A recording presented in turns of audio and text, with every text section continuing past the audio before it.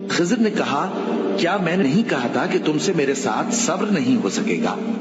انہوں نے کہا کہ اگر میں اس کے بعد پھر کوئی بات پوچھوں یعنی اعتراض کروں تو مجھے اپنے ساتھ نہ رکھیے گا کہ آپ میری طرف سے عذر کے قبول کرنے میں حد کو پہنچ گئے ہیں۔ پھر دونوں چلے یہاں تک کہ گاؤں والوں کے پاس پہنچے اور ان سے کھانا طلب کیا۔ انہوں نے ان کی ضیافت کرنے سے انکار کیا۔ پھر انہوں نے وہاں ایک دیوار دیکھی جو گرا جاتی تھی تو خضر نے اس کو سیدھا کر دیا۔ موسیٰ نے کہا کہ اگر آپ چاہتے تو ان سے اس کا معاوضہ لے لیتے تاکہ کھانے کا کام چلتا۔ خضر نے کہا کہ اب مجھ میں اور تم میں علیحدگی، مگر جن باتوں پر تم صبر نہ کر سکے میں ان کا تمہیں بھید بتائے دیتا ہوں کہ وہ جو کشتی تھی غریب لوگوں کی تھی جو دریا میں محنت کر کے یعنی کشتیاں چلا کر گزارا کرتے تھے، اور ان کے سامنے کی طرف ایک بادشاہ تھا جو ہر اچھی کشتی کو زبردستی چھین لیتا تھا۔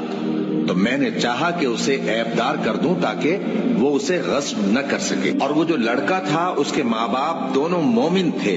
ہمیں اندیشہ ہوا کہ وہ بڑا ہو کر بد کردار ہوگا تو کہیں ان کو سرکشی اور کفر میں نہ پھنسا دے، تو ہم نے چاہا کہ ان کا پروردگار اس کی جگہ ان کو اور بچہ عطا فرمائے جو اخلاقی پاکیزگی میں بہتر اور محبت میں زیادہ قریب ہو۔ اور وہ جو دیوار تھی سو 2 یتیم لڑکوں کی تھی جو شہر میں رہتے تھے، اور اس کے نیچے ان کا خزانہ دفن تھا، اور ان کا باپ ایک نیک آدمی تھا۔ تو تمہارے پروردگار نے چاہا کہ وہ اپنی جوانی کو پہنچ جائیں اور پھر اپنا خزانہ نکالے۔ یہ تمہارے پروردگار کی مہربانی ہے، اور یہ کام میں نے اپنی طرف سے نہیں کیے۔ یہ ان باتوں کی حقیقت ہے جن پر تم صبر نہ کر سکے۔ اور تم سے ذوالقرنین کے بارے میں دریافت کرتے ہیں، کہہ دو کہ میں اس کا کسی قدر حال تمہیں پڑھ کر سناتا ہوں۔ ہم نے اس کو زمین میں بڑا اقتدار دیا تھا اور ہر طرح کا سامان اس کو عطا کیا تھا۔ تو اس نے ایک سفر کا سامان کیا، یہاں تک کہ جب سورج کے غروب ہونے کی جگہ پہنچا تو اسے ایسا پایا کہ ایک کیچڑ والے چشمے میں ڈوب رہا ہے، اور اس چشمے کے پاس ایک قوم دیکھی۔ ہم نے کہا ذوالقرنین تم ان کو خواہ تکلیف دو خواہ ان کے بارے میں بھلائی اختیار کرو، دونوں باتوں کی تم کو قدرت ہے۔